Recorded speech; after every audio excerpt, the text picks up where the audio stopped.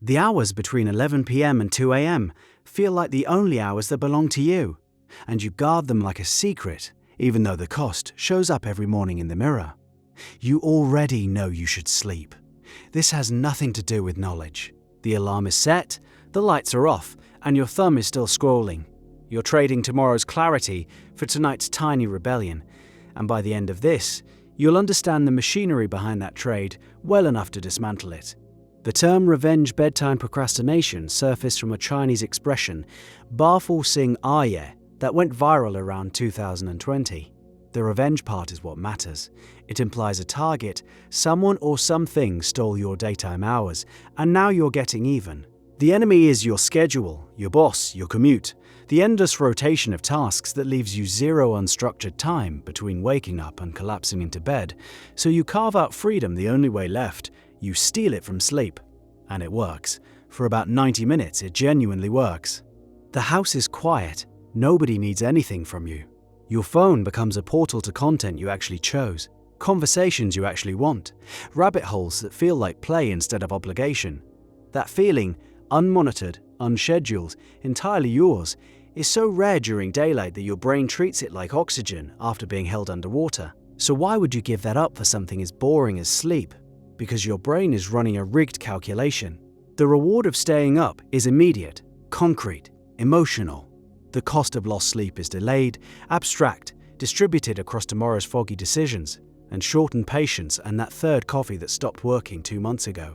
Behavioral researchers call this temporal discounting, the tendency to value a small reward now over a larger reward later. You already know this principle from spending and saving.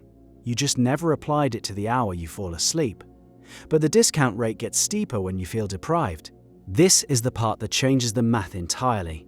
A 2014 study published in Psychological Science found that feelings of scarcity, any kind of scarcity, narrow cognitive bandwidth. When people feel they lack something essential, their decision-making shifts toward immediate relief.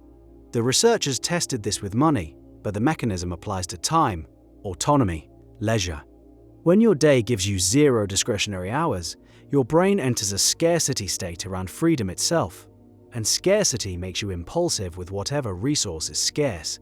You hoard those late-night minutes the way someone on a tight budget hoards a surprise windfall, spending it fast before something takes it away.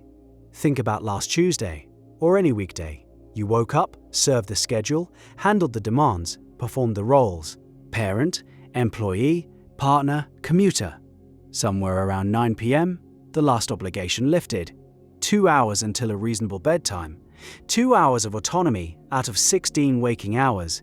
That's 12% of your conscious life that actually feels like yours. 12%.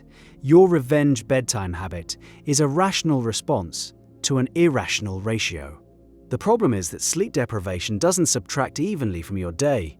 It targets the exact decapities you need most: emotional regulation, creative thinking, the ability to say no to things that eat your schedule. A single night of fewer than 6 hours reduces your capacity to manage frustration by roughly the same degree as being mildly intoxicated. You wake up less equipped to set the boundaries that would give you more free time during the day, which means tomorrow night you'll feel even more deprived, which means you'll stay up even later. The loop tightens every rotation.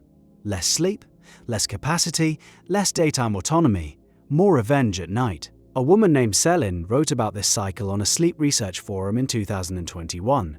She worked in logistics, had 2 kids under 5, and described her evenings as the only part of the day where I exist as a person with preferences. She knew the sleep debt was accumulating. She could track it in her reaction times at work and how quickly she snapped at her kids by Thursday. But giving up those midnight hours felt like giving up the last proof that she was more than a function, more than a role. The sleep wasn't just competing with scrolling or Netflix, it was competing with her sense of self. That's the trap's deepest hook. You're not procrastinating sleep because you're lazy or undisciplined. You're protecting something that feels like identity, and telling yourself to just go to bed earlier is like telling someone in a food desert to just eat healthier. The supply chain is broken upstream. So where do you actually intervene?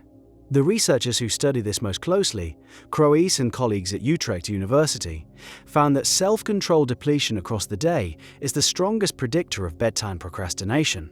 The more decisions you make, the more social roles you perform, the more impulse control you spend during daylight hours, the less you have left at 11 p.m.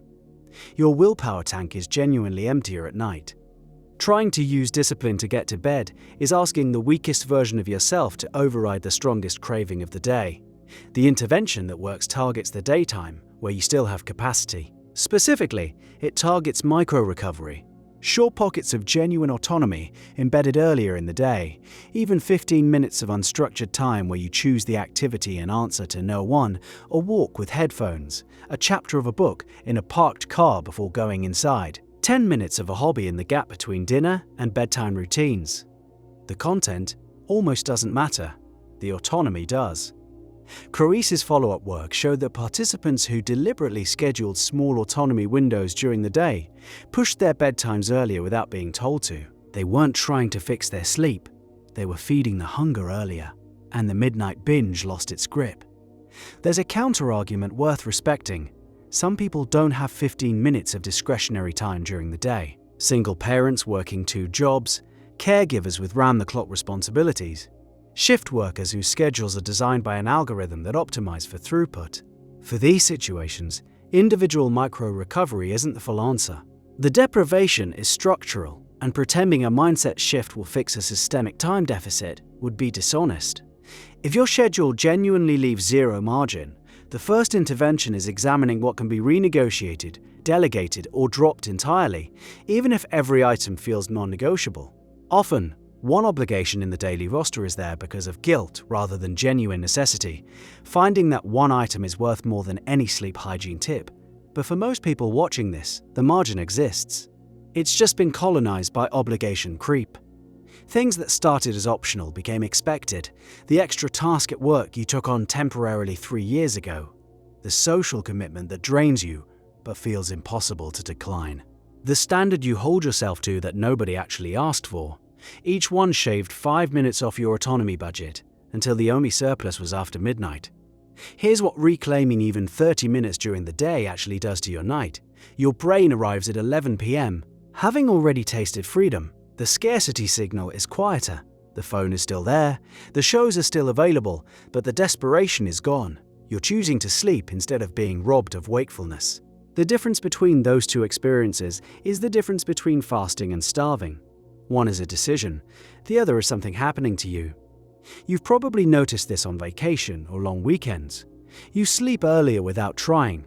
Nobody becomes disciplined on vacation, you just stop being deprived. The revenge has no target, because nothing was stolen. That's your diagnostic tool. If you're consistently staying up past the point of enjoyment, scrolling without seeing, watching without absorbing, just existing in the quiet, the message underneath is clear. Your daytime life is consuming you whole, and you're trying to resurrect yourself in the only gap the schedule left. The fix feels counterintuitive. Protect time during the day when everything screams that you can't afford to. Say no to one thing tomorrow, leave one task unfinished, let one plate spin a little slower. The cost feels immediate, the payoff appears at 11 p.m. when you realize the urge to stay up is softer, quieter, more like a preference than a compulsion. Sleep is a biological need, but those late-night hours were never really about sleep or the lack of it. They were about a self that only gets to breathe in the dark. Give that self some daylight, even a sliver.